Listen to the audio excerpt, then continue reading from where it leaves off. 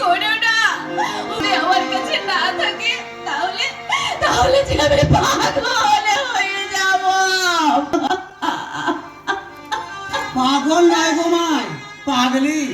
আরে তুই তো মাইয়া লোক আছিস, তো তুমি পাগল হবি কেন? আরে এই দেশের মায়া লোকরা পাগলি হয় না, আরে পাগলি হয় না, সবাইকে পাগল সাজিয়ে নিজেরা মজা লোটে মজা। তোমরা তোমরা একেবারে বাড়ির ভিতরে চলে এসেছো। ওই বাত তো আছে মাইজান, ওই তো বাত আছে।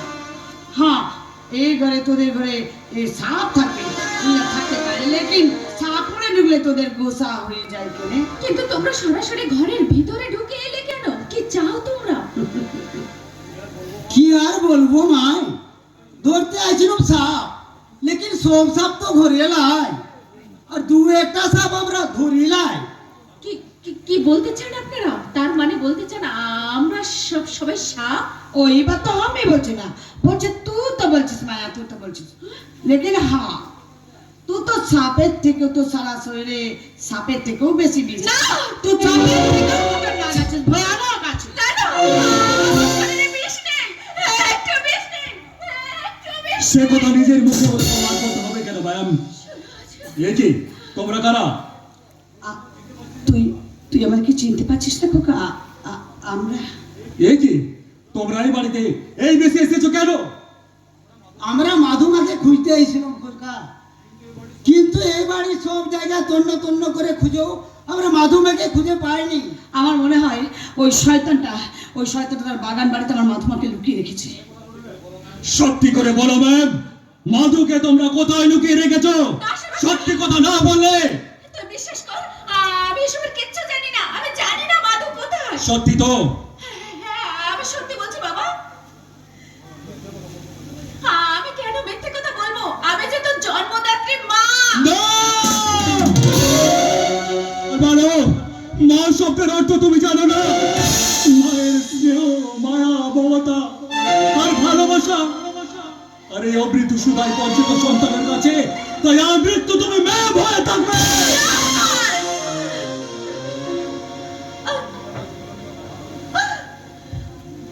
দেখছো না তিনি আমার পুজনীয় মা, আমায় গর্ভে ধারণ করেনি, পান করেনি মাতৃদুগ্ধ, তবু স্নেহ মায়া মমতার বন্ধনে উনি আমার মা। দেখতে পাচ্ছ না সন্তানের বিপদে চুরি হয়ে যা পুত্রবধূর সন্তানে কেমন মৃত্যু ভয় অপেক্ষা করে গহরে প্রবেশ করেছে। শয়তানের এই অতর গ্রহরে মাধবী নেই সুরজ। চল চল আমরা অন্য কোথাও খোঁজ করি। তোমরা কোথায় খুঁজবে খোঁজো, আমরা চললাম, আইনি না। কিন্তু কোথায় যাবে তোমরা? জানি না বাবা, জানি না। তো আমি শুধু জানি তুই ঘরে বসে কাঁদবি, আর আমার বৌমা বিপদে পড়ে ত্রাহি ত্রাহি করে চিৎকার করবে, আর আমরা এখানে বসে থাকবো। না না, তা হয় না, তোরা সবাই আয়, চল চল চল আমরা যাই। মা, তুমি কি করলে মা?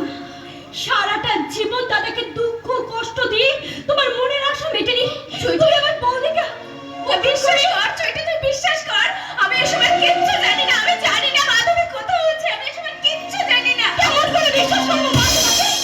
কেমন করে বিশ্বাস করবো? সারা জীবন দেখে এসেছি তুমি দাদা আর বাবার চলার পথে শক্তি ছিলে।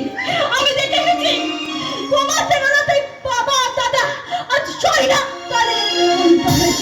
শয়তানে পরিণত হয়েছে। ওরে চুইটি, আমি তোকে কেমন করে বোঝাবো তোর বাবাই আজ আমাকে খুন করতে চায়। হয়তো সত্যি কথা নেই বলে ফেলেছে ম্যাম।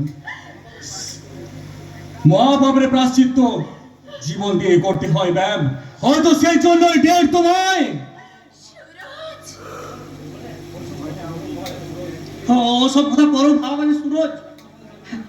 এখন আমাদের চারিদিকে খুব বিপদ, তার থেকে পরিত্রাণ পেতে হলে এই বাড়ি থেকে আগুন ধরিয়ে দেবো সুরজ।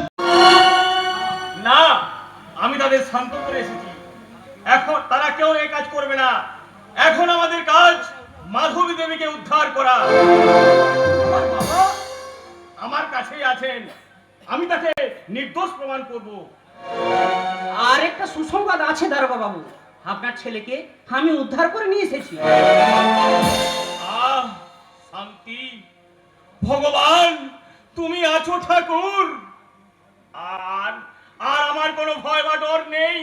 এখন আমি ওই শয়তানদের বিরুদ্ধে যুদ্ধ ঘোষণা করব।